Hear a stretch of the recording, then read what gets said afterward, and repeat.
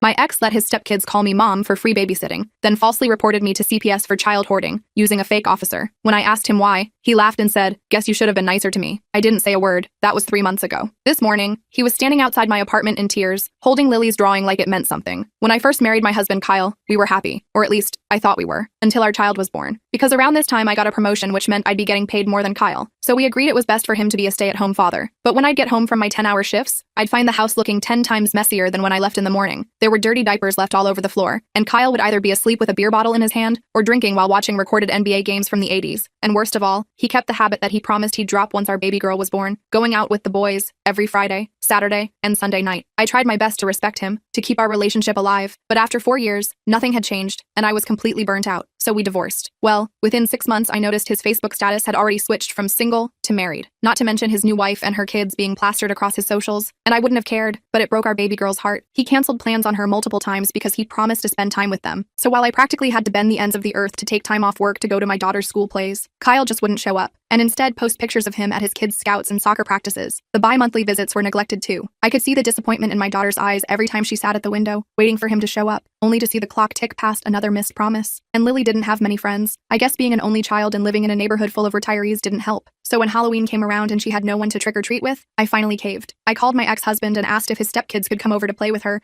since they were all around the same age. "Yes, of course they can. How many nights? 1, 2? His tone was disturbingly upbeat.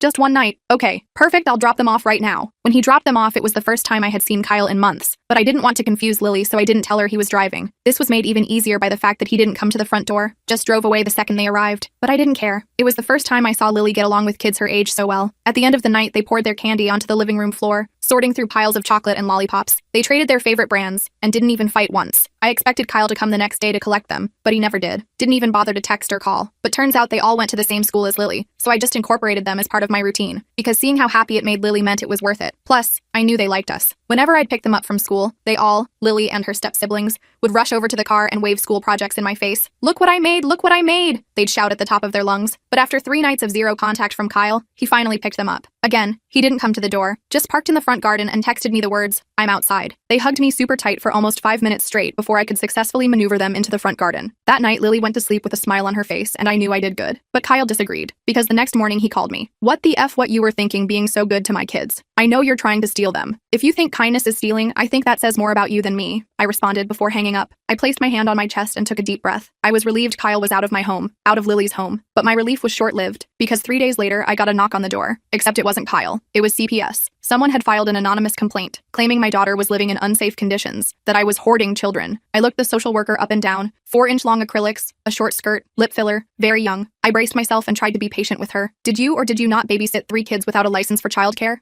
Yes, but, and did you or did you not let them stuff their faces with unsafe amounts of candy on Halloween?" I went silent. "That's what I thought. Ma'am, you're gonna have to give me the next point of contact for your child to be rehoused. Alternatively, I can throw her into a foster home." My heart raced. I immediately offered my sister, who I knew would take care of her. I watched as she took my daughter away, her tiny hands reaching for me, screaming my name. I knew exactly who had made that call. And once everything was said and done, I planned on making Kyle pay. Because canceling on me or my daughter is one thing, but taking her away is another. The moment of separation is burned into my memory. Lily's confusion as I quickly packed a small bag for her. Her growing fear as she realized something was wrong. "Where am I going, Mommy? Why can't you come?" The woman's impatient sighs as I tried to explain to my 5-year-old that she needed to stay with Aunt Maggie for a little while. I knelt down and hugged Lily tightly, breathing in the scent of her strawberry shampoo, feeling her small arms around my neck. "It's just for a little while, baby," I whispered, my voice breaking. "Like a vacation with Aunt Maggie. I'll come see you tomorrow. Promise?" Her lower lip trembled. "I promise. Be good for Aunt Maggie, okay?" I slipped Mr. Snuggles, her favorite stuffed rabbit, into her backpack when the woman wasn't looking. As they walked to the car, Lily kept looking back at me, her expression changing from confusion to fear as the distance between us grew. When the woman opened the car door, reality seemed to hit Lily all at once. She broke free and ran back toward me, screaming, "Mommy!" at the top of her lungs. I started toward her, but the woman caught her first, lifting her struggling body with surprising strength. "This will go in my report," she said coldly, carrying my screaming child to the car. I stood frozen on the porch, tears streaming down my face as the blue sedan pulled away. Lily's pale face appeared in the back window, her small hand pressed against the glass, growing smaller and smaller until the car turned the corner and disappeared. The moment they were gone, I collapsed onto the porch steps, my whole body shaking. The pancakes were still burning inside, filling the house with acrid smoke, but I couldn't bring myself to move. All I could think about was Lily's terrified face as she was taken away from me. After what felt like hours but was probably only minutes, I forced myself to stand. I needed to call Maggie, to make sure Lily arrived safely. I needed to find a lawyer, and I needed to figure out what the hell Kyle had done. As I reached for my phone, a terrible thought struck me. What if they weren't taking Lily to Maggie at all? What if that woman wasn't really from CPS? I called Maggie immediately, my hands shaking so badly I could barely dial. "Hey sis, what's up?" Maggie answered casually. "Is Lily there?" I demanded, unable to hide the panic in my voice. "What? Number, why would she be here?" My blood turned to ice. I quickly explained what had happened, my words tumbling over each other in my rush to get them out. "That doesn't sound right," Maggie said, her voice now sharp with concern. "CPS doesn't operate that way. They don't just show up and take kids without documentation." "I know, but she threatened foster care and I panicked and—" My voice broke. "I'm coming over right now," Maggie said firmly, "and I'm calling the police on my way." The next hour was a blur of police officers, questions, and growing horror as I realized what had happened. The officers confirmed what Maggie suspected. Legitimate CPS workers don't operate the way the woman had. They always provide proper identification, documentation,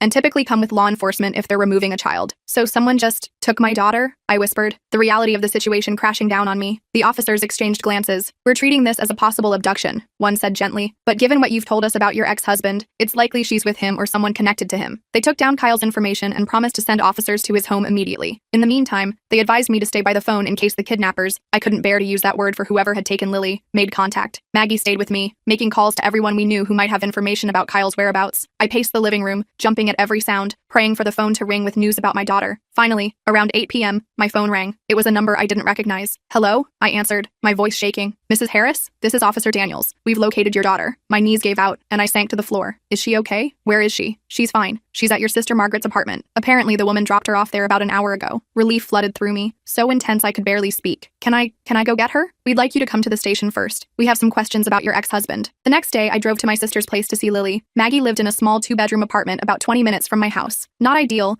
but at least Lily was with family and not in foster care. The drive to Maggie's apartment felt endless. Every red light was an eternity, every slow driver an obstacle between me and my child. I kept replaying the previous day's events in my mind, trying to make sense of what had happened. The fake CPS worker, the threats, the way Lily had been taken from me. When I pulled into Maggie's apartment complex, I barely remembered to put the car in park before jumping out. I took the stairs 2 at a time, too impatient to wait for the elevator, and knocked frantically on Maggie's door. When I got there, Lily ran to me and wrapped her little arms around my legs. "Mommy, are you taking me home now?" Her hopeful eyes nearly broke me. The moment the door opened, Lily launched herself at me, her small body colliding with mine with surprising force. I dropped to my knees, wrapping my arms around her, breathing in her familiar scent. She was wearing the same clothes from yesterday, her hair tangled and uncombed, but she was safe. She was here. "Oh, baby, I missed you so much," I whispered, pressing kisses to the top of her head, her cheeks, her forehead. I held her at arm's length, examining her carefully for any signs of harm or distress. Besides looking tired, she seemed physically fine. I knelt down and smoothed her hair. "Not yet, sweetie. You're going to stay with Aunt Maggie a little longer while Mommy fixes some things." Her face fell, and I felt like the worst mother in the world. Lily's face crumpled at my words. "But why? Did I do something bad?" "No, sweetheart," I rushed to assure her. "You didn't do anything wrong. This is all grown-up stuff that has nothing to do with you." She looked unconvinced, her lower lip trembling slightly. "The lady said you were in trouble, that you were a bad mommy." Anger flared in my chest at the thought of someone saying such things to my child. "That lady was wrong, Lily. Sometimes grown-ups say things that aren't true. Then why can't I come home?" Her voice was small, confused. I struggled to find an explanation that wouldn't frighten her further. "Remember when we read that book about the little bear who had to stay with his grandma while his mom fixed their house after the storm? This is kind of like that. I need to fix some things at home, and then you can come back." Maggie gave me a sympathetic look over Lily's head. She'd been amazing through all this, rearranging her work schedule and converting her home office into a bedroom for Lily. Maggie had transformed her small home office into a cozy space for Lily, with a twin air mattress covered in colorful sheets, a small lamp shaped like a unicorn, and some of Lily's favorite books that she'd picked up from my house earlier that day. She'd even bought a new stuffed animal, a fluffy pink cat, that Lily was already clutching tightly. "Any updates?" Maggie asked when Lily went to play with her toys. I shook my head. "I'm meeting with a lawyer tomorrow. This whole thing is insane. That CPS worker was totally unprofessional. I'm not even sure she was legitimate." "What do you mean?" "The way she was dressed, how she acted, it just seemed off. And she didn't leave me any paperwork or contact information. No case number, no business card, nothing." Maggie's eyes widened. "You think Kyle set this up? Who else would do this? He accused me of trying to steal his kids just because I was nice to them. And then 3 days later, CPS shows up? That's not a coincidence." I spent the rest of the day with Lily, trying to keep things normal. We colored, watched her favorite cartoon, and I read her 3 bedtime stories. When it was time for me to leave, she clung to me, sobbing. It took everything I had to pry her little fingers from my shirt and walk out the door. The separation was agonizing. Lily's cries followed me down the hallway, piercing straight through my heart. In the elevator, I leaned against the wall, struggling to breathe through the pain. A part of me wanted to run back, grab Lily, and take her home regardless of the consequences. But I knew that would only make things worse in the long run. In the car, I allowed myself 5 minutes to fall apart completely. I sobbed, pounding the steering wheel in frustration and fear. Then I wiped my eyes, took a deep breath, and started the engine. I had a lawyer to meet in the morning and a battle to prepare for. Kyle had declared war, and I intended to win. The next morning, I met with a lawyer named Diana Chen. She came highly recommended by a coworker who'd gone through a nasty divorce. Her office was small but professional, and she listened carefully as I explained everything that had happened. I arrived at Diana's office 20 minutes early, too anxious to sit at home waiting. The office was in a converted Victorian house, with creaky wooden floors and tall windows that let in streams of morning sunlight. The waiting room was painted a calming sage green, with comfortable chairs and current magazines neatly arranged on a coffee table. Despite the pleasant surroundings, I couldn't relax, constantly checking my phone for messages from Maggie about Lily. Diana herself was not what I expected. In her early 40s, she was petite with short black hair styled in a practical bob. She wore simple black-framed glasses and a navy pantsuit that looked expensive but not flashy. Her handshake was firm, her smile genuine but professional. "Let me get this straight," Diana said when I finished. "A supposed CPS worker showed up at your door, made accusations about hoarding children and Halloween candy, and removed your daughter without providing any documentation or following proper procedures." "Yes, she gave me the choice of naming a guardian or having Lily put in foster care. I was scared, so I named my sister." Diana frowned. "That's not how CPS operates. They don't just remove children without substantial evidence of immediate danger, and they certainly don't present themselves like you've described. They follow strict protocols and always provide documentation." My stomach dropped. "So you think she wasn't really from CPS? I think we need to verify that immediately. I'm going to call the local CPS office right now." Diana put the call on speaker. After navigating through several automated menus, she finally reached a supervisor named Marcus. She explained the situation, and I watched her face grow increasingly grim. "I see," she said. "Thank you for checking. We'll be in touch if we need anything else." She hung up and looked at me. "There's no record of a CPS case opened against you, no complaint filed, and no authorized removal of your daughter." I felt like I'd been punched in the gut. "So someone impersonated a CPS worker to take my child? Fortunately, your sister has her, which is good, but someone impersonated a government official to intimidate you into giving up custody. That's a serious crime." "Kyle," I whispered. "It has to be Kyle. Possibly. Or someone working for him. Either way, we need to act fast. I'm going to file an emergency petition to restore custody and report this to the police." I left Diana's office with a mix of hope and terror. On one hand, this proved I'd been set up. On the other, the realization that Kyle would go this far scared me to death. What else was he capable of? The weight of Kyle's betrayal settled heavily on my shoulders as I walked to my car. This wasn't just about him being a bad father or an unreliable ex-husband anymore. This was something far more sinister. A deliberate attempt to take my child away using deception and fear. The man I had once loved, once trusted enough to father my child, had orchestrated this cruel scheme. As I drove home, memories of our early days together flashed through my mind. Kyle's charming smile when we first met at a friend's barbecue, the way he'd surprised me with flowers for no reason, his excitement when we found out I was pregnant with Lily. Had that all been an act? Or had something changed him so fundamentally that he was now capable of this kind of malice? I thought about Lily, confused and separated from her home, her routine, her sense of security. All because Kyle couldn't stand the idea that his stepchildren might have enjoyed spending time with me. All because his ego was more important than his daughter's well-being. By the time I reached my house, my sadness had hardened into resolve. I would fight with everything I had to protect Lily and bring her home where she belonged. And I would make sure Kyle faced consequences for what he'd done. The police took my report but seemed skeptical at first. The officer kept asking if I was sure it wasn't a legitimate CPS worker. I described the woman's appearance again. The acrylics, the short skirt, the lip filler, and explained the lack of proper documentation. He finally agreed to look into it, but I could tell he wasn't treating it as urgently as I'd hoped. The police station was busy when I arrived. Officers moving quickly between desks, phones ringing constantly. I was directed to a desk in the corner where Officer Reynolds, a middle-aged man with salt and pepper hair and tired eyes, took my statement. He typed slowly as I spoke, occasionally asking me to repeat details. "And you're certain this woman wasn't from CPS?" he asked for what felt like the third time. "Yes," I said, trying to keep the frustration out of my voice. "I've confirmed with the actual CPS office that there's no case against me. This woman took my daughter under false pretenses." Officer Reynolds sighed, leaning back in his chair. "Look, Mrs. Harris, I understand you're upset, but are you sure this isn't just a misunderstanding? Maybe your ex-husband filed a complaint with a different office, or a different office?" I interrupted. "Is that how CPS works? Multiple offices that don't communicate with each other? And they send workers dressed like they're going to a club to remove children without proper documentation?" My voice had risen, drawing glances from nearby desks. Officer Reynolds held up a placating hand. All right, we'll look into it. But I have to be honest. If your daughter is with your sister, and she's safe, this isn't going to be our highest priority." I leaned forward, my hands flat on his desk. "Someone impersonated a government official to take my child. That's a felony, and my ex-husband is almost certainly behind it. I need you to take this seriously." Something in my tone must have gotten through to him. He nodded slowly. "We'll send someone to interview your ex-husband today, and I'll file a report about the impersonation. But in the meantime, my advice is to work through the courts to get your daughter back officially." It wasn't the response I'd hoped for, but it was something. I left the station feeling slightly better, knowing at least some official action was being taken. When I got home, there was a large manila envelope in my mailbox. No return address. Inside was a formal-looking document, a petition for full custody of Lily, filed by Kyle. He was claiming I was an unfit mother,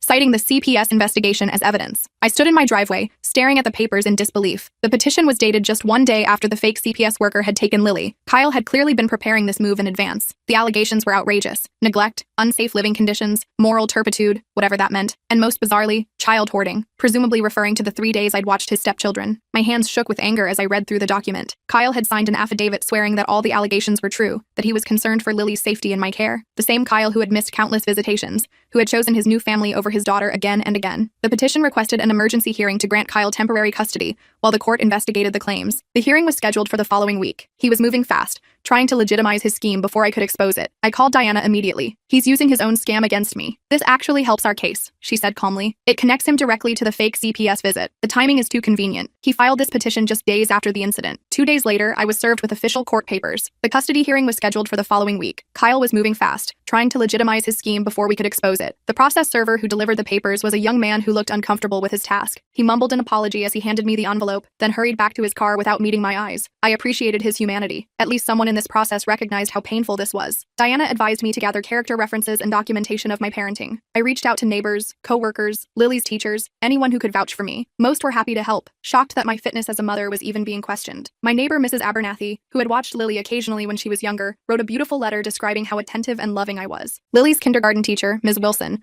provided a detailed account of my involvement in Lily's education, attending every parent-teacher conference, volunteering for class activities, always ensuring Lily's homework was complete. My boss wrote about how I balanced work responsibilities with parenting, often taking calls during my lunch break so I could leave on time to pick up Lily from school. I also gathered practical evidence, photos of our home showing a clean, child-friendly environment, Lily's medical records demonstrating regular checkups and vaccinations, receipts from activities I'd enrolled her in, from swimming lessons to children's museum memberships. Diana helped me organize everything into a compelling narrative of a dedicated single mother doing her best for her child. The judge needs to see the contrast, she explained. Your consistent presence in Lily's life versus Kyle's sporadic involvement. The night before the hearing, I could barely sleep. I kept picturing Kyle's smug face when he thought he'd won. The thought of him raising my daughter made me physically ill. Lily deserved so much better. I tossed and turned, my mind racing with worst-case scenarios. What if the judge believed Kyle's lies? What if I lost custody of Lily? How would I protect her if she was living with him full-time? Around 3 a.m., I gave up on sleep and went downstairs to review our case materials one more time, searching for any weakness Kyle might exploit. By morning, I was exhausted but determined. I showered, carefully applied makeup to hide the dark circles under my eyes, and put on the conservative navy dress Diana had recommended. "We want you to look like exactly what you are," she'd said, a responsible, professional mother. I called Maggie before leaving for the courthouse. "How's Lily this morning?" "She's good," Maggie assured me. "We're making pancakes shaped like hearts. She wants to know if you'll be bringing her home today." My throat tightened. Tell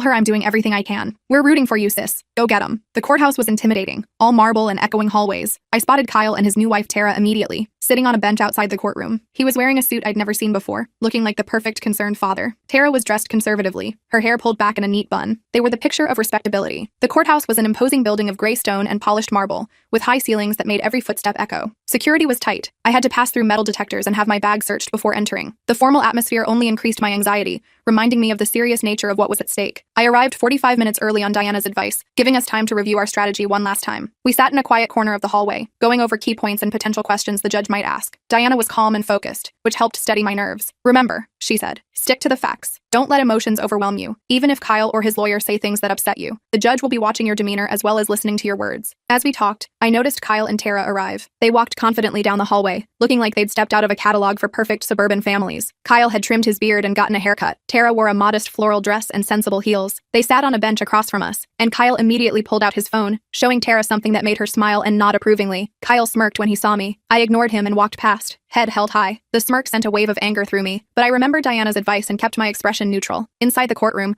I focused on controlling my breathing, trying to project an image of calm competence despite the storm of emotions inside me. Inside the courtroom, things moved quickly. Kyle's lawyer spoke first, painting me as some kind of unstable child collector who created unsafe conditions for Lily. He referenced the CPS investigation multiple times, careful to never explicitly state there had been an official removal. Kyle's lawyer was a tall man with silver hair and an expensive suit. He spoke with practiced confidence, his voice resonating through the courtroom. "Your Honor, my client has serious concerns about his daughter's welfare while in her mother's care. Recently, Child Protective Services was called to investigate alarming conditions in Ms. Harris's home." He went on to describe how I had hoarded children without proper authorization, allowed dangerous amounts of candy consumption, and created an unstable environment for Lily. He presented photos of my living room after Halloween night, showing candy wrappers and empty pizza boxes, evidence, he claimed, of my negligence. "Furthermore," he continued, "Ms. Harris has demonstrated erratic behavior, including attempting to alienate Mr. Harris's stepchildren from their parents. This pattern of behavior suggests she is not currently fit to be Lily's primary caregiver." I gripped the edge of the table, my knuckles turning white as I listened to these distortions of reality. Diana placed a calming hand on my arm, reminding me to maintain my composure. When Diana's turn came, she was methodical and precise. She explained that there was no official CPS case, presented my spotless work record, and submitted letters from Lily's teachers praising my parenting. She also pointed out the suspicious timing of Kyle's custody petition immediately following the fake CPS visit. Diana approached the podium with quiet confidence. Your Honor, what we have here is not a case of an unfit mother,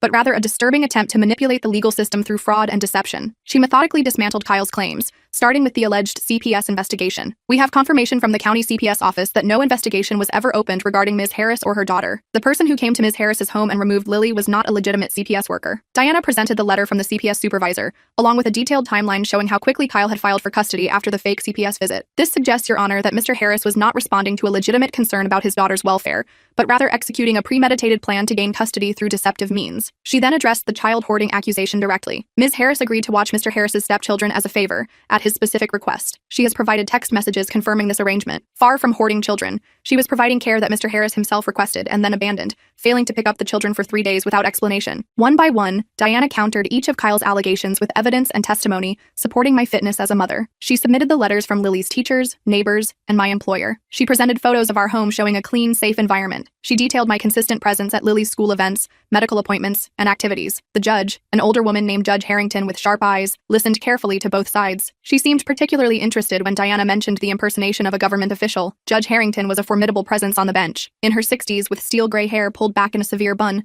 she had a reputation for being fair but strict. Her reading glasses perched on the end of her nose as she reviewed the documents presented by both lawyers, occasionally making notes on a legal pad. These are serious allegations, she said. Do you have proof this woman wasn't from CPS? Diana presented the letter from the CPS supervisor confirming no case had been opened against me, and explained that proper removal procedures hadn't been followed. The judge frowned and turned to Kyle's lawyer. Counselor, can you explain this discrepancy? Kyle's lawyer stammered something about miscommunication, and suggested that perhaps I had misunderstood the situation. The judge didn't look convinced. So Kyle's lawyer's confidence faltered under Judge Harrington's direct questioning. Your Honor, my client was informed by a third party about the CPS investigation. He was acting in good faith based on information he received. And who was this third party? The judge pressed. I don't have that information at this time, Your Honor. Judge Harrington's frown deepened. So your client filed for emergency custody based on hearsay about a CPS investigation that doesn't exist in any official record? The circumstances were concerning enough that my client felt immediate action was necessary, the lawyer insisted, but his argument was clearly weakening. In the end, she ordered a full investigation by court-appointed evaluators. While she expressed concern about the suspicious circumstances, she ruled that Lily would stay primarily with Kyle for the time being, with me getting weekend visitation until the investigation was complete. It wasn't what I'd hoped for, but at least I hadn't lost completely. Judge Harrington removed her glasses and addressed the courtroom. This case presents some troubling elements that require further investigation. I am ordering a full evaluation by court-appointed experts to assess the home environments and parenting capabilities of both parties. She turned to me with a sympathetic but firm expression. Ms. Harris, while I find the circumstances surrounding your daughter's removal concerning, I cannot simply dismiss Mr. Harris's petition without proper investigation.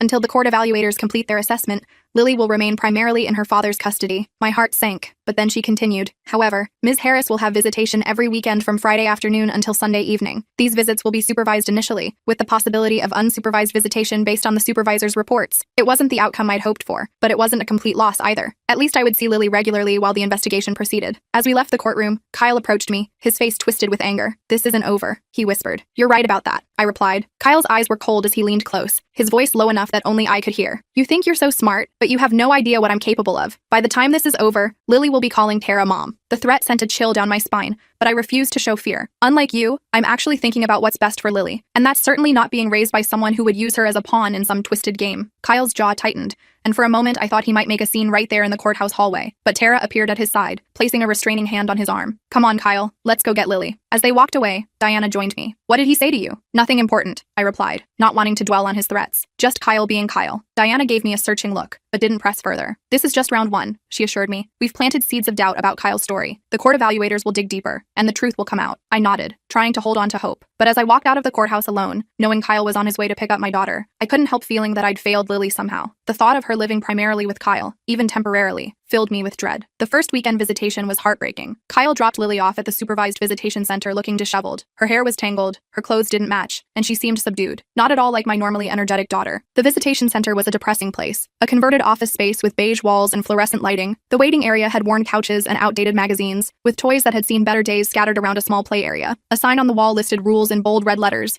No discussing court cases with children. No negative comments about other parent. No gifts without prior approval. I arrived 30 minutes early, too anxious to wait at home. The center supervisor, Brenda, gave me a brief orientation, explaining that she would be present during the visit to observe and take notes, but would try to be as unobtrusive as possible. Just try to relax and enjoy your time with your daughter, she advised. Pretend I'm not even here. Easier said than done. The knowledge that every interaction would be observed and potentially used in court made it hard to be natural. When Kyle arrived with Lily, my heart sank. In just a week, she looked different. Her usually neat appearance was gone. Her hair was unbrushed, her shirt was on backwards, and her mismatched socks were falling down around her ankles. But worse than her appearance was her demeanor. My normally chatty, energetic child was quiet, her shoulders slumped, her eyes downcast. "Lily, honey, are you okay?" I asked, kneeling to her level. She nodded but wouldn't meet my eyes. Kyle barely acknowledged me, simply signing the check-in form and telling Brenda he'd be back in 3 hours. As he turned to leave, I noticed Lily watching him go with an anxious expression, as if afraid he wouldn't return. Once Kyle was gone, I tried to engage Lily in play. The center had toys, books, and art supplies available, but Lily showed little interest in any of them. She answered my questions with one-word responses, her usual enthusiasm nowhere to be seen. The supervisor, a middle-aged woman named Brenda, watched from across the room as we played with toys and colored pictures. Lily barely spoke the whole time. Brenda sat in a corner with a clipboard, occasionally making notes. Her presence was a constant reminder of the abnormality of the situation, that I needed supervision to be with my own child, as if I were some kind of danger to her. After about an hour of stilted interaction, Lily finally began to relax slightly. She agreed to color a picture, choosing a princess coloring book from the center's collection. As she carefully filled in the princess's dress with purple crayon, I noticed how thin her wrists looked. "Are you eating okay at Daddy's house?" I asked casually. Lily shrugged. "Sometimes I'm not hungry." "What kinds of things does Daddy make for dinner?" She thought for a moment. "Mostly cereal, or sometimes we get McDonald's." I kept my expression neutral, but inside I was furious. Lily had always been a good eater, enjoying the balanced meals I prepared. The thought of her subsisting on sugary cereal and fast food made my blood boil. When our 3 hours were up, Kyle was late picking her up. Brenda made a note of it in her file, which gave me a small sense of satisfaction. Kyle arrived 20 minutes after the scheduled end time, offering no apology for his tardiness. Lily immediately became subdued again when he entered the room, putting down the book we'd been reading and standing up as if on command. "Ready to go, kiddo?" Kyle asked, not looking at me. Lily nodded silently and went to collect her backpack, the same one I'd packed for her the day the fake CPS worker took her, now looking considerably more worn and dirty. "Bye, Mommy," she said quietly, giving me a quick hug before retreating to Kyle's side. "I'll see you next weekend, sweetheart," I promised, fighting back tears. "I love you so much." "Love you too," she whispered, then followed Kyle out the door. As they left, Brenda approached me. She seemed to warm up as the visit progressed, she observed, her tone professional but kind. "She's not herself," I said, unable to keep the worry from my voice. Brenda nodded thoughtfully. "I'll note that in my report, and the father's lateness as well." It was small comfort, but at least someone else was witnessing what was happening to my daughter. This pattern continued for weeks. Each visit, Lily seemed more withdrawn. She'd lost weight, and once I noticed a bruise on her arm. When I gently asked about it, she just said she fell. Brenda wrote that down too. By our third visit, the changes in Lily were becoming more pronounced. Her clothes hung loosely on her frame, and dark circles had appeared under her eyes. She moved more slowly, without the boundless energy that had always characterized her. When I brought snacks, approved in advance by the center, she ate ravenously, as if she hadn't had a proper meal in days. During our fourth visit, I noticed a large bruise on her upper arm, peeking out from under her t-shirt sleeve. My heart raced at the sight, but I kept my voice casual, remembering the center's rules about not upsetting the child. "That's a big bruise, Lily. What happened?" She pulled her sleeve down quickly. "I fell." "Where did you fall?" "On the stairs." Her voice was flat, rehearsed. I glanced at Brenda, who was watching our interaction closely. She made a note on her clipboard, her expression giving nothing away. Meanwhile, Kyle's social media was a parade of happy family photos.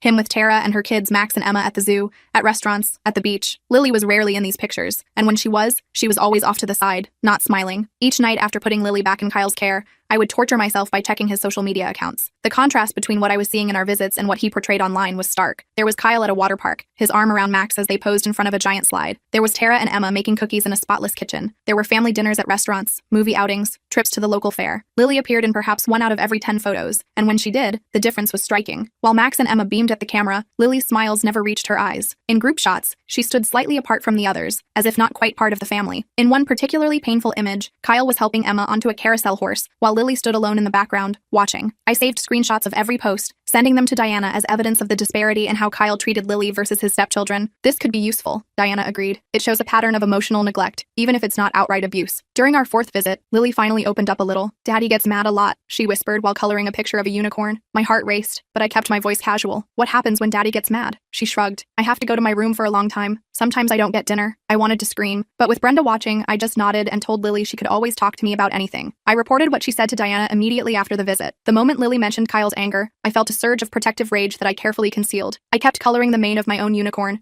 making my movements deliberate and calm despite my racing heart. That must be scary when Daddy gets mad, I said gently. Lily nodded, pressing her crayon so hard against the paper that the tip broke. He yells really loud, louder than the TV. Does he yell at everyone or just at you? She thought for a moment. Mostly me. Sometimes Max if he spills something. Not Emma much. Never Tara. And you said sometimes you don't get dinner? What about breakfast and lunch? If it's a school day, I get breakfast at school, she said. But on weekends sometimes I just stay in my room all day. The casual way she described this neglect broke my heart. As if being sent to bed without dinner and confined to her room for extended periods was normal discipline rather than emotional abuse. Does anyone check on you when you're in your room? I asked. Emma sometimes sneaks me crackers, Lily said, a small smile appearing briefly. She says it's our secret. I made a mental note to thank Emma if I ever got the chance. At least someone in that household was showing kindness to my daughter. You know you can always tell me anything, right? I said, meeting Lily's eyes. Even if it's something scary or something you think might get someone in trouble. I will always listen, and I will always believe you. Lily nodded solemnly. I know, Mommy. As our visit ended and Kyle arrived to pick her up, I watched Lily's entire demeanor change. Her shoulders hunched, her gaze dropped to the floor, and she became almost robotic in her movements, a child trying to be invisible to avoid attracting negative attention. Document everything, Diana advised. We need to establish a pattern of behavior. After the visit, I called Diana from my car, too upset to wait until I got home. I recounted everything Lily had told me,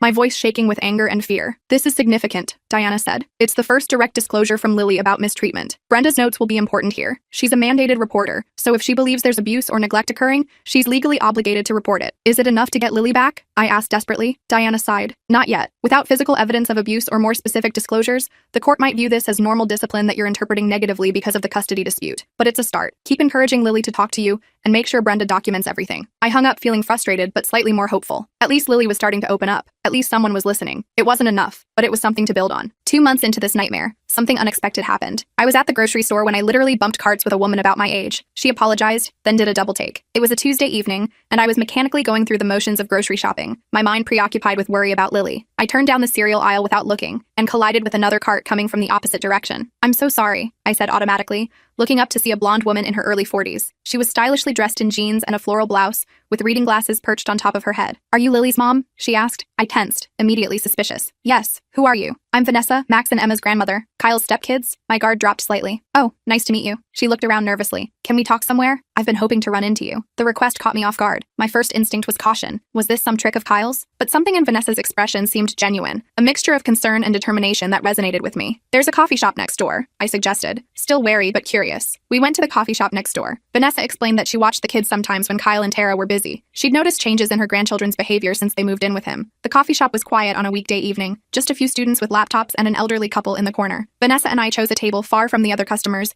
where we could speak privately. She seemed nervous, repeatedly checking her phone and glancing toward the door. I've been wanting to talk to you for weeks, she began, her voice low. Tara's my daughter. I love her, but she doesn't always make the best choices in men. I nodded, unsure where this was going but willing to listen. They're anxious all the time, afraid of making mistakes, she said. And they talk about Lily a lot. They miss her. They say she cries a lot. Kyle doesn't let me see her except for supervised visits, I explained. I'm fighting for custody, but it's complicated. Vanessa nodded. My daughter won't listen to me. She thinks Kyle is perfect, but I've seen how he treats those kids when he thinks no one's watching. He's cruel. She pulled out her phone and showed me a video she'd secretly taken. It showed Kyle screaming at Max for spilling a drink, calling him stupid and worthless. My blood ran cold. The video was shaky, clearly taken surreptitiously, but the audio was clear enough. Kyle's face was contorted with rage as he loomed over Max, who couldn't have been more than 7 years old. Are you stupid? Are you completely worthless? Kyle shouted, his voice venomous. Clean it up, now! Max scrambled to wipe up the spilled juice, his small hands shaking so badly he kept dropping the paper towels. I felt sick watching it, recognizing the same explosive anger I'd experienced during our marriage, but seeing it directed at a child, not even his own child, but a boy he'd chosen to become a stepfather to, was horrifying. Has he ever hit them? I asked. Not that I've seen, but the emotional abuse is bad enough. She hesitated. I think he locks Lily in her room. I heard Max telling Emma they need to sneak her food. I felt sick. Can I have a copy of that video? That's why I wanted to find you. I'll send you everything I have. Vanessa became my unexpected ally. Over the next few weeks, she sent me photos and videos documenting Kyle's behavior. Nothing showed physical abuse, but the emotional abuse was clear. In one video,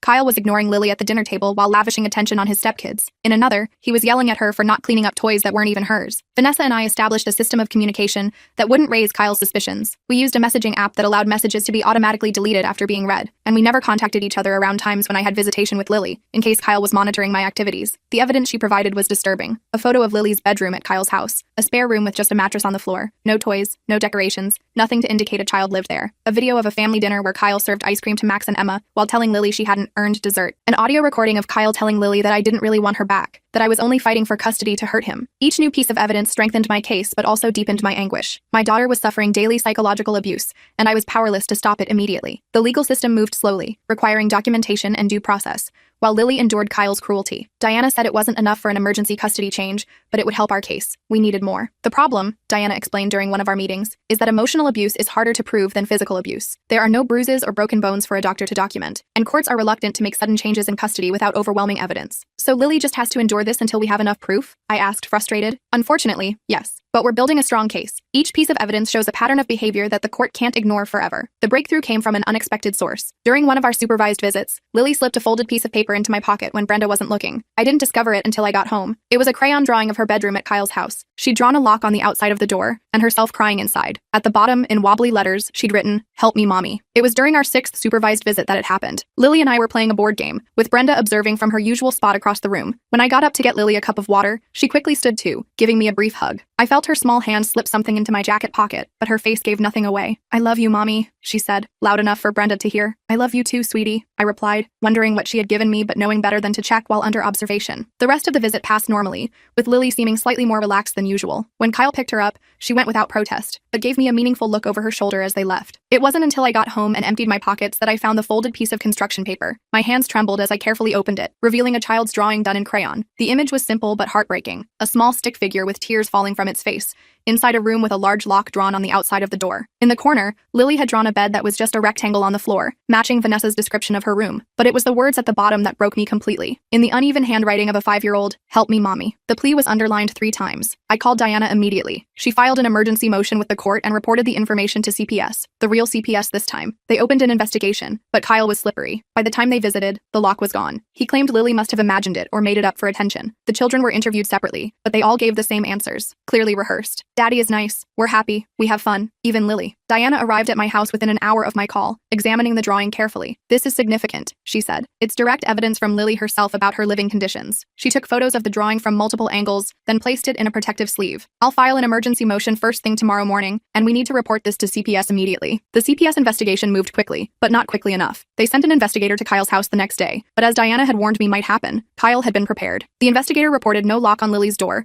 and a room that, while sparse, had basic furnishings appropriate for a child. When the investigator interviewed the children, their responses were suspiciously similar, as if they'd been told exactly what to say. Even Lily, normally so honest, repeated the same phrases as Max and Emma. "Daddy is nice. We're happy. We have fun." I knew Kyle had coached them, threatened them. The CPS report was inconclusive. They couldn't substantiate the allegations of abuse or neglect, but they couldn't rule them out either. The investigator noted that the children's identical responses raised some concerns about coaching, but without physical evidence of the lock or other mistreatment, they couldn't take action. Our court date for the final custody hearing was approaching. I felt like I was running out of time and options. Kyle seemed untouchable, always one step ahead. He'd even managed to get Lily's teacher to write a letter saying she was adjusting well to her new home situation. The weeks leading up to the final hearing were some of the most stressful of my life. I continued my supervised visits with Lily, watching helplessly as she grew thinner and more withdrawn. Brenda's reports noted her concerns about Lily's weight loss and subdued behavior, but without direct evidence of abuse, there was little the court would do before the hearing. Diana and I worked tirelessly, gathering every scrap of evidence we could find. Vanessa continued to send photos and videos when possible, though Kyle had become more careful, rarely displaying his worst behavior when others were present. I couldn't sleep, couldn't eat. Every moment away from Lily felt like torture, knowing she was in Kyle's house, possibly locked in her room, possibly going hungry. The powerlessness was overwhelming. Kyle, meanwhile, seemed confident. He'd hired a new lawyer, more expensive and aggressive than his previous one, and this attorney had a reputation for winning difficult custody cases through intimidation and procedural maneuvers. They filed motion after motion to exclude Vanessa's videos as illegally obtained, to dismiss Lily's drawing as coached, to limit my visitation further based on vague allegations of parental alienation. Diana fought back against each motion, but the legal battles were draining both emotionally and financially. I'd already depleted my savings and had started using credit cards to pay Diana's fees, but I would have sold everything I owned if it meant getting Lily back. Then, a week before the hearing, Vanessa called me in a panic. "Max is in the hospital. He fell down the stairs." The call came at 2 a.m., jolting me from a restless sleep. Vanessa's voice was tight with fear and anger. "Tara called me an hour ago," she explained. "She said Max fell down the stairs and hit his head. He's at Memorial Hospital. I'm on my way there now." "Do you think Kyle pushed him?" I asked. asked, already getting dressed while holding the phone. Tara says it was an accident, that Max was running in the house after bedtime, but her voice trailed off. But you don't believe it, I finished for her. Number Max is afraid of the dark. He wouldn't be running around the house at night, and Tara sounded strange, like she was reading from a script. I rushed to the hospital, not sure if they'd let me in since I wasn't family, but Vanessa met me in the lobby and snuck me up to Max's room. He was asleep, his arm in a cast and bruises on his face. Memorial Hospital was a maze of sterile corridors and harsh fluorescent lighting. The pediatric ward was decorated with cheerful murals of animals and cartoon characters that seemed at odds with the serious atmosphere. Vanessa was waiting by the elevators, her face drawn with worry. "They're in room 312, she whispered. "Tara's there, but Kyle went home to be with the girls. If anyone asks, you're my sister." We slipped into Max's room quietly. The sight of him in the hospital bed made my stomach clench. He looked so small and vulnerable, his face a patchwork of bruises in various shades of purple and yellow. His right arm was encased in a blue cast, and a bandage covered a portion of his forehead. Machines beeped softly beside the bed, monitoring his vital signs. Tara was asleep in a chair by the window, her face puffy from crying. She didn't stir as we entered. "The doctor doesn't believe it was just a fall," Vanessa whispered. "There's a CPS investigator here now, talking to Tara." I waited in the hallway, not wanting to complicate things. After about an hour, a woman in a professional suit emerged from Max's room. She looked nothing like the fake CPS worker who'd come to my house. This woman was older, with short gray hair and sensible shoes. The investigator, Ms. Patel, was in her 50s with a no-nonsense demeanor and kind eyes. She carried a worn leather briefcase and had the weary but determined look of someone who had seen too many injured children, but hadn't lost her drive to protect them. Vanessa introduced me, explaining that I was Lily's mother, and had concerns about Kyle's treatment of all the children. The investigator, Ms. Patel, listened carefully. "I can't discuss the details of this case," she said, "but I would be interested in hearing about your experiences with Mr. Harris." I told her everything. The fake CPS worker, the custody battle, Lily's drawing of the locked bedroom. Ms. Patel took notes and asked pointed questions. I spoke quietly but urgently, aware that we were in a public hallway where anyone might overhear. Ms. Patel listened intently, occasionally asking clarifying questions that revealed her expertise in child welfare cases. "And you have documentation of these allegations?" she asked when I finished. "Yes," I confirmed. "My lawyer has copies of everything. The drawing, the videos from Max and Emma's grandmother, the reports from the visitation supervisor." Ms. Patel nodded thoughtfully. "I'd like to see those materials, and I'd like to interview Lily separately from the other children. I'll be making an unannounced visit to the home," she said when I finished, "and I'd like to interview Lily separately." For the first time in months, I felt a glimmer of hope. Someone was finally taking this seriously. The next day, Ms. Patel made her surprise visit during dinner time. She later told me what she found. Lily alone in her room while the rest of the family ate. The room was bare except for a mattress on the floor. No toys, no books, nothing a child should have. When questioned, Kyle claimed Lily was being punished for bad behavior, but Ms. Patel noted that the punishment seemed excessive and the room inappropriate for a child. Ms. Patel arrived at Kyle's house at 6:30 p.m., identifying herself as a CPS investigator and requesting entry to conduct a welfare check. Kyle initially tried to refuse, but Ms. Patel calmly informed him that she could return with police officers if necessary. He reluctantly let her in. The contrast between the main living areas and Lily's room was striking. The house was well furnished, with comfortable couches, a large TV, and family photos on the walls. The kitchen was modern, with granite countertops and stainless steel appliances. Tara, Max, and Emma were seated at the dining table, eating what appeared to be a home-cooked meal, but Lily was nowhere to be seen. When Ms. Patel asked where she was, Kyle claimed she was in timeout for misbehaving. Ms. Patel insisted on seeing her immediately. Lily's room was at the end of a hallway, separated from the rest of the bedrooms. Unlike Max and Emma's rooms, which had colorful bedding, toys, and decorations, Lily's room contained only a mattress on the floor with a thin blanket, a small lamp, and a plastic bin with a few changes of clothes. The walls were bare, the floor uncarpeted. There was no evidence of toys, books, or any items that would normally be in a child's room. Lily was sitting on the mattress, her knees drawn up to her chest. She looked up when the door opened, her expression fearful, until she recognized Ms. Patel as a stranger, not Kyle. There was a plate on the floor beside her with a small portion of plain pasta. No sauce, no vegetables, none of the chicken the rest of the family was eating. She interviewed each child separately, away from Kyle and Tara. This time, without Kyle's intimidation, they told a different story. Max admitted that Kyle had pushed him down the stairs after he'd accidentally broken a glass. Emma confirmed that Kyle regularly locked Lily in her room for hours. And Lily, finally feeling safe enough to speak, told Ms. Patel about going to bed hungry and being called names. Ms. Patel conducted the interviews in her car, one child at a time, explaining that this was to ensure they felt comfortable speaking freely. She recorded each conversation with the children's permission. Max went first, initially repeating the rehearsed lines about his fall being an accident. But when Ms. Patel gently pressed, asking specific questions about what happened before he fell, his story began to change. "I was getting water," he admitted, his voice small, "and I dropped the glass. It broke really loud." "What happened then?" Ms. Patel asked. "Kyle got really mad. He said I was stupid and clumsy. He grabbed my arm really hard." Max touched his upper arm, where bruises in the shape of fingerprints were visible. "Then he pushed me, and I fell down the stairs." Emma's interview revealed a pattern of emotional abuse directed primarily at Lily. "Kyle says Lily is bad and has to stay in her room," she explained, "sometimes all day and all night. Me and Max sneak her food when Kyle and Mom aren't looking." "Is there a lock on Lily's door?" Ms. Patel asked. Emma nodded. "Kyle puts it on when he's really mad, but he took it off yesterday. He said some people might come to check and we shouldn't tell about the lock or we'd all be in big trouble." Lily's interview was the most heartbreaking. Once she understood that Ms. Patel was there to help, not punish, the words poured out of her. She described being locked in her room for days at a time, being given minimal food, being told that I didn't love her anymore and had abandoned her. "Daddy says I'm I'm bad, she whispered. He says that's why mommy doesn't want me anymore, but I try to be good. I try really hard. The CPS report was damning. Kyle's perfect facade was cracking. Ms. Patel's report was thorough and unequivocal. She documented the inappropriate living conditions for Lily, the differential treatment compared to the other children, and the consistent accounts from all 3 children about Kyle's abusive behavior. She noted the physical evidence: Max's injuries inconsistent with an accidental fall, Lily's weight loss, the barren state of Lily's room compared to the rest of the house. Most damning was her assessment of Kyle himself. During her visit, he had become increasingly agitated and controlling, attempting to interrupt the children's interviews and making veiled threats about what would happen when she left. Ms. Patel documented his behavior as consistent with that of an abuser, charming to authorities but quickly revealing his true nature when challenged. The report recommended immediate removal of all 3 children from Kyle's home pending further investigation. Lily would be returned to my custody, while Max and Emma would stay with Vanessa until Tara could be assessed as a non-offending parent. But I knew the final battle was still ahead. As the court date approached, I gathered every scrap of evidence, every witness statement, every documentation of Kyle's neglect and abuse. Diana was confident. With the CPS report and all our evidence, the judge will have to rule in your favor. The day before the final hearing, Diana and I met for last-minute preparations. We spread documents across her conference table: the CPS report, Vanessa's videos and photos, Brenda's visitation notes, Lily's drawing, medical records showing Lily's weight loss, and statements from various witnesses including Lily's teacher, who had revised her assessment after being shown evidence of Lily's deterioration. We have a strong case, Diana assured me. Judge Harrington takes child welfare very seriously. Once she sees the CPS report and hears the testimony from Ms. Patel, I believe she'll grant you full custody. What about Kyle's lawyer? He's good at twisting things. He is, Diana acknowledged, but he can't change the facts. Max's injuries, Lily's weight loss, the conditions Ms. Patel documented, these are objective realities, not matters of interpretation. I nodded, trying to believe her. After months of watching Kyle manipulate the system, I was afraid to hope too much. But for Lily's sake, I had to stay strong and focused. Try to get some rest tonight, Diana advised as we finished. Tomorrow will be intense, but remember, we're fighting for Lily. Keep that at the center of everything. The day of the hearing arrived. I dressed carefully in a conservative blue dress, wanting to look like the responsible mother I was. Kyle showed up looking disheveled for once, dark circles under his eyes. Tara wasn't with him. I chose the blue dress deliberately. It was the color of stability and trustworthiness, according to Diana. I kept my makeup minimal and my jewelry simple,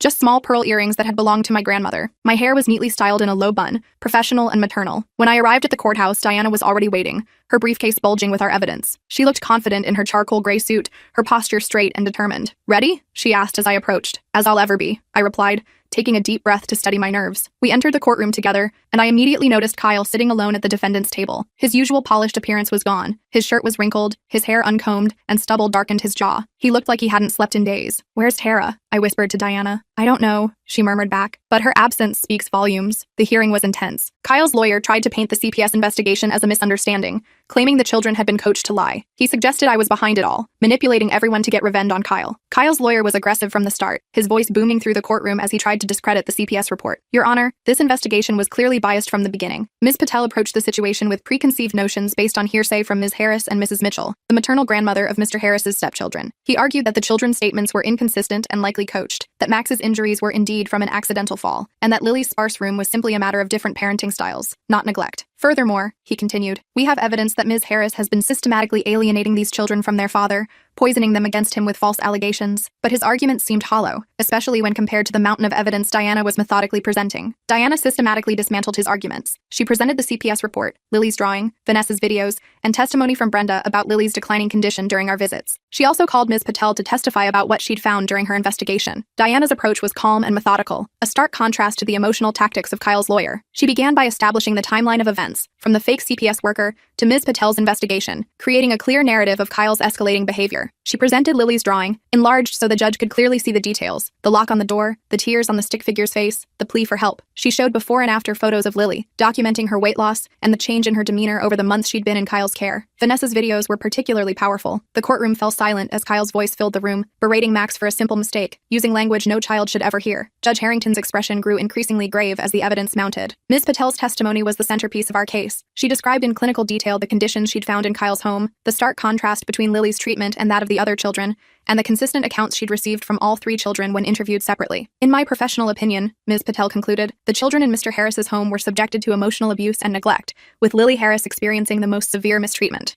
The conditions I observed were harmful to the children's physical and psychological well-being." The turning point came when Max's doctor testified. He stated unequivocally that Max's injuries were not consistent with a simple fall down the stairs. They indicated he had been pushed with significant force. Dr. Reynolds was a pediatric orthopedist with 20 years of experience. He spoke with quiet authority, using medical terminology, but explaining it clearly for the court. The fracture pattern on Max's arm is what we call a transverse fracture of the humerus, he explained, showing x-rays on a display screen. This type of break is caused by a direct force applied perpendicular to the bone, consistent with being pushed against a hard surface, not with the tumbling motion of a fall downstairs. He went on to describe the pattern of bruising on Max's body, pointing out that some bruises were in locations inconsistent with a fall. Particularly concerning are these bruises, he said, indicating marks on Max's upper arms. They are consistent with finger marks from being gripped tightly by an adult hand. Kyle's face went pale. His lawyer whispered urgently to him, but he just shook his head, looking defeated. As Dr. Reynolds continued his testimony, I glanced at Kyle. His composure was crumbling visibly. His face had lost all color, and a sheen of sweat had appeared on his forehead. He kept shaking his head at his lawyer's whispered comments, his eyes darting around the courtroom like a cornered animal. The judge didn't even need to retire to chambers to consider her decision. She awarded me full custody of Lily,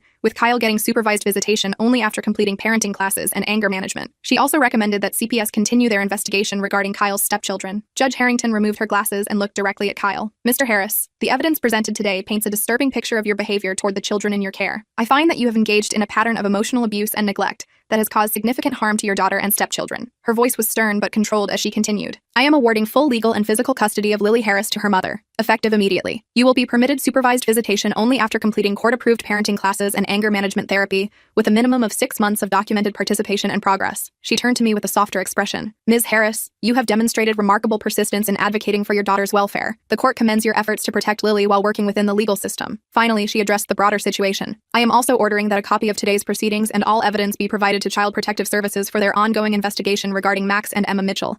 This court takes very seriously the welfare of all children, and the evidence suggests that they too may be at risk in Mr. Harris's presence. With a sharp rap of her gavel, it was done. Lily would come home to me today. That afternoon, I finally brought Lily home. She ran through the house, touching everything as if to make sure it was real. Ms. Patel personally escorted Lily from Kyle's house to mine, supervising as Lily packed her few belongings. When they arrived at my front door, Lily stood frozen for a moment, as if afraid to believe she was really coming home. Then she saw me and launched herself into my arms with a sob of relief. I get to stay forever, she kept asking. Forever and ever, I promised. Once Miss Patel left, Lily explored the house like it was her first time seeing it, running from room to room, touching her toys, her books, the familiar furniture. She opened the refrigerator and stared at the food inside, then looked at me with a question in her eyes. Are you hungry, sweetie? I asked. She nodded hesitantly. You can have anything you want, I told her, and you never have to ask permission to eat in this house. This is your home, and you're always allowed to eat when you're hungry. Her eyes widened, and for the first time in months, I saw a genuine smile spread across her face. That night, as I tucked her into her bed, her real bed, with her favorite stuffed animals and books, she looked up at me with serious eyes. Is Daddy going to take me away again? I smoothed her hair back from her forehead. No, honey. You're staying right here with me. I sat on the edge of her bed, my hand gently stroking her hair. Her room was exactly as she'd left it months ago. The lavender walls, the butterfly mobile hanging from the ceiling, the bookshelf filled with her favorite stories. I'd kept everything the same, waiting for her return. But what if he tries? She persisted, her small face creased with worry. The judge said you get to live with me now, I explained. And there are people watching to make sure Daddy follows the rules. He can only see you with a special helper there to make sure everything is okay. She seemed to consider this, her fingers fidgeting with the edge of her blanket. Will I have to see him soon? Not until he takes some special classes to help him be a better daddy, I assured her. And only if you want to. She nodded, seemingly satisfied with this answer. Then her expression changed, becoming concerned again. What about Max and Emma? They're sad too. I didn't know what to tell her. CPS was investigating, but there were no guarantees. Some other grown-ups are helping them, I said finally. She seemed satisfied with that and drifted off to sleep. I sat watching her for a long time, grateful to have her back but worried about what Kyle might do next. I didn't have to wait long to find out. The next morning, I opened my front door to find my yard covered in trash. Someone had dumped garbage all over my lawn and driveway during the night. There was no proof it was Kyle, but the message was clear. He wasn't done with me. The sight that greeted me when I opened the front door was shocking. Garbage was strewn everywhere. Fast food wrappers, empty beer cans, broken glass, even what looked like dirty diapers. Someone had clearly spent time collecting this trash and deliberately spreading it across my property for maximum effect. I quickly closed the door before Lily could see the mess. She was in the kitchen, happily eating the pancakes I'd made for her first breakfast back home. I didn't want anything to spoil this moment for her. I cleaned it up before Lily woke up and didn't call the police. I knew they wouldn't do anything without evidence, but I did install security cameras that day. After breakfast, I told Lily I needed to do some yard work and set her up with her favorite cartoon in the living room, where she couldn't see the front yard. Then I tackled the mess, working quickly to remove all traces of the vandalism before she noticed. As I filled bag after bag with trash, my neighbor Mrs. Abernathy came over to help. I saw a car drive by slowly around 2 a.m., she told me. Couldn't make out the model or license plate in the dark, but it stopped in front of your house for a few minutes. I thanked her for the information, but we both knew it wasn't enough to prove anything. Still, her help with the cleanup was invaluable, and by the time Lily came looking for me, the yard was back to normal. That afternoon, I researched home security systems and found one I could install myself, cameras that would record activity around the perimeter of my house and send alerts to my phone. I set them up strategically to cover all approaches to the house, paying particular attention to the front yard and driveway. The cameras proved useful when, 3 nights later, they caught Kyle sneaking around my backyard at 2 a.m. I called the police, and this time they took it seriously. Kyle was arrested for trespassing, and I got a restraining order against him. The alert from my security system woke me from a light sleep. Motion detected in the backyard. I grabbed my phone and watched in real time as a figure moved furtively along the side of my house, trying doorknobs and peering into windows. Even in the night vision video, I recognized Kyle's distinctive gait and build. I called 911 immediately, my voice shaking as I reported an intruder on my property. I have video confirmation that it's my ex-husband, I told the dispatcher. He's violating a custody order and attempting to break into my home. The police arrived within minutes, their silent approach catching Kyle by surprise as he tried to force open a window at the back of the house. The officers' flashlights illuminated him clearly as they ordered him to put his hands up. Kyle was clearly intoxicated, slurring his words as he tried to explain that he just wanted to see his daughter. The officers were unimpressed, especially when I showed them the restraining order that had been issued following the custody hearing. They arrested him on the spot for criminal trespass and violation of a court order. As they led him to the patrol car in handcuffs, he looked back at me with such hatred in his eyes that I felt physically ill. This wasn't over, not by a long shot. For a few weeks, things were quiet. Lily started to come out of her shell, laughing and playing like she used to. I took time off work to be with her, wanting to make up for the months we'd been separated. The first few days after Kyle's arrest were tense. I jumped at every sound, constantly checking the security camera feeds on my phone, but as days passed without incident, I gradually began to relax. Lily and I established a new routine, breakfast together every morning, then activities designed to help her recover from her ordeal. Her therapist had recommended a combination of structured activities and free play,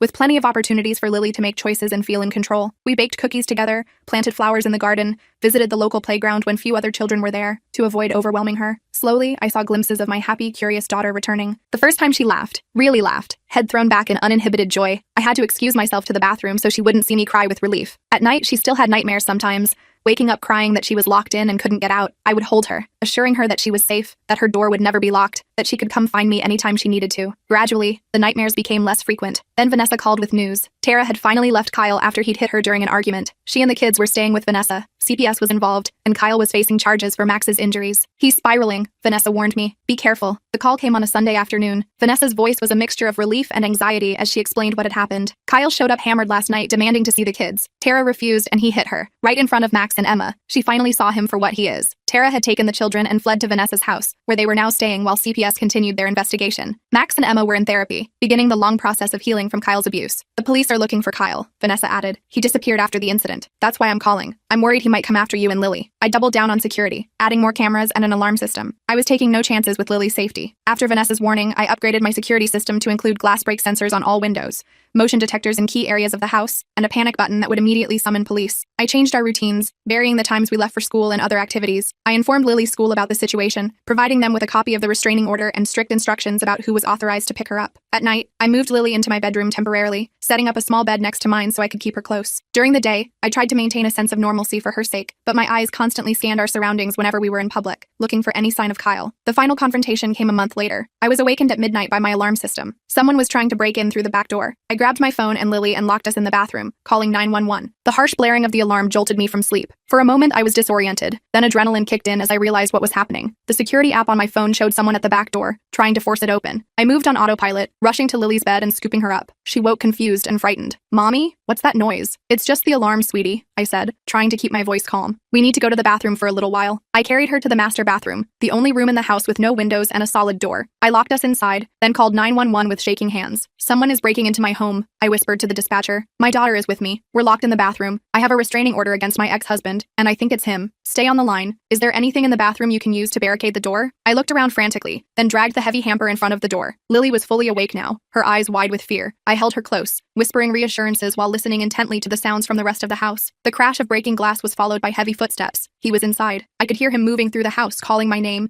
his voice slurred and angry. I know you're in here, Kyle shouted. You think you can take everything from me? My daughter, my family, my freedom? Come out and face me. Lily trembled in my arms, and I covered her ears, trying to shield her from his rage. The footsteps grew closer, moving down the hallway toward the bedroom. The police arrived within minutes and caught Kyle in the act. He was hammered and incoherent, ranting about how I'd ruined his life. They found a knife in his pocket. The sound of sirens was the most welcome noise I'd ever heard. Through the bathroom window, I could see red and blue lights reflecting off the walls. There were shouts from outside, then the sound of officers entering the house. Police! Show your hands! There was a commotion, the sound of a struggle, something heavy falling, a man's voice cursing, then silence, followed by the crackling of police radios. A knock on the bathroom door made me jump. Police department. Is anyone in there? I moved the hamper and opened the door to find two officers standing there, one with his hand on his holster. Behind them, I could see more officers leading Kyle away in handcuffs. His face was contorted with rage, blood trickling from a cut on his forehead. Are you and your daughter okay, ma'am? One officer asked. I nodded, unable to speak as relief washed over me. Lily clung to me, her face buried against my shoulder. Later, as paramedics checked us both for shock, a detective explained what they'd found. Kyle had been carrying a hunting knife in his pocket. In his car, parked a block away, they'd found rope, duct tape, and a crude map with directions to Vanessa's house. He'd planned to go there next. This time, Kyle went to jail. He was charged with attempted breaking and entering, violating the restraining order, and possession of a weapon with intent to harm. Combined with the child abuse charges from Max's case, he was looking at serious time. The weeks following Kyle's arrest were a blur of police interviews, court appearances, and meetings with prosecutors. The evidence against Kyle was overwhelming. The security footage, the weapons he'd been carrying, his prior arrest for trespassing, and the documented history of abuse toward Lily and his stepchildren. The prosecutor explained that Kyle was facing multiple felony charges, including attempted breaking and entering, violation of a restraining order, possession of a weapon with intent to commit a crime, and child endangerment. Combined with the pending charges related to Max's injuries, he was looking at a significant prison sentence. We're recommending no bail, the prosecutor told me. Given his escalating behavior and the clear danger he poses to you and your daughter, we believe he should remain in custody until trial. The judge agreed, and Kyle was held without bail. For the first time in months, I could sleep through the night without fear. In the aftermath, I connected with Tara. She was still processing the reality of who Kyle really was. We met for coffee, and she apologized for believing his lies about me. Our meeting was awkward at first. We sat across from each other at a quiet cafe, two women connected by the same abusive man. Tara looked exhausted, with dark circles under her eyes and a fading bruise on her cheek where Kyle had hit her. He was so convincing, she said. He made you sound like this crazy, obsessive ex who couldn't let go. That's his specialty, I replied, twisting the truth until you doubt yourself. We talked for hours, comparing notes on our experiences with Kyle. The patterns were identical: the initial charm, the gradual isolation, the explosive anger, the manipulation. We'd both been victims of the same predator, drawn in by his charisma and trapped by his abuse. I feel so stupid, Tara confessed, tears welling in her eyes. I let him hurt my children. I defended him when my mother tried to warn me. You're not stupid, I assured her. You're a victim, just like Max and Emma, just like Lily, but you got out. You protected your children when it mattered most. We decided to help our children maintain their relationship as step-siblings. Lily missed Max and Emma, and they missed her. We arranged playdates and shared holidays,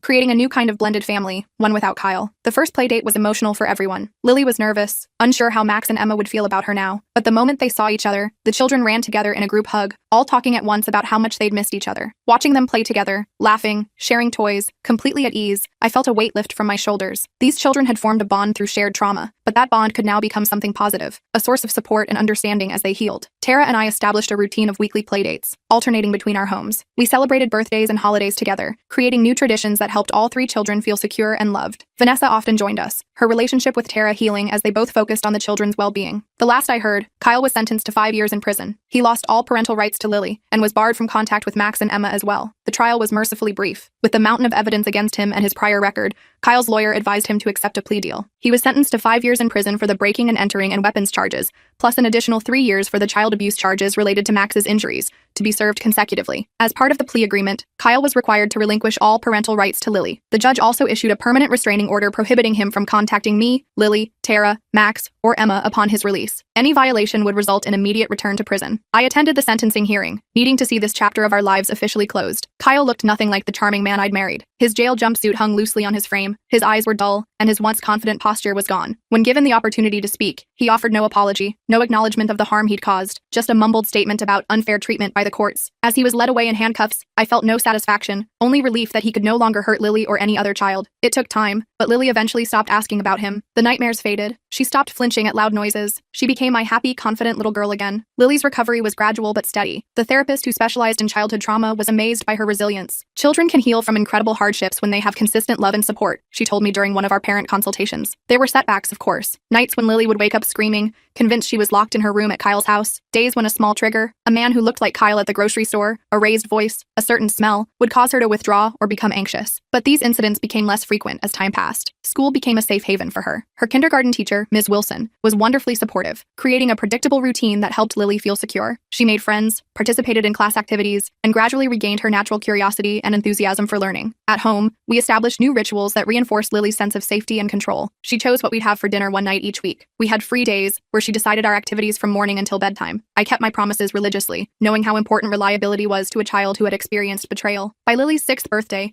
the changes were remarkable. She laughed easily, played imaginatively, and had developed a close circle of friends. She rarely mentioned Kyle, and when she did, it was without fear, just matter-of-fact references to my dad who's in jail. She had accepted this reality and moved beyond it. Sometimes I think about that Halloween night when all the kids were trading candy on my living room floor. How something so simple, an act of kindness, could trigger such rage and vengeance in Kyle. How far he was willing to go to punish me for being good to his stepchildren. That Halloween night seems like a lifetime ago. I can still picture the 3 children sitting on my living room floor, surrounded by colorful candy wrappers, trading treats, and giggling together. It was such an innocent moment, children being children, finding joy in simple pleasures. I never could have imagined that this act of normal kindness would unleash such darkness, that Kyle would see my care for his stepchildren not as generosity but as a threat, that he would go to such extreme lengths, fabricating a CPS investigation, manipulating the courts, breaking into my home with a weapon, all because his fragile ego couldn't bear the thought of his children preferring time with me. In retrospect, the signs of Kyle's true nature had always been there: the controlling behavior during our marriage, the quick temper, the ability to charm others while being cruel behind closed doors. I had mistaken his possessiveness for passion, his dominance for strength. It took seeing him through Lily's eyes, and later through Max and Emma's, to recognize the truth. But mostly, I think about how we survived, how we're thriving now, and how Kyle, for all his schemes and manipulation, ultimately destroyed himself. Today, our lives bear little resemblance to those dark days. Lily is thriving in school, developing her talent for art and her love of science. She has playdates with friends, sleepovers, birthday parties,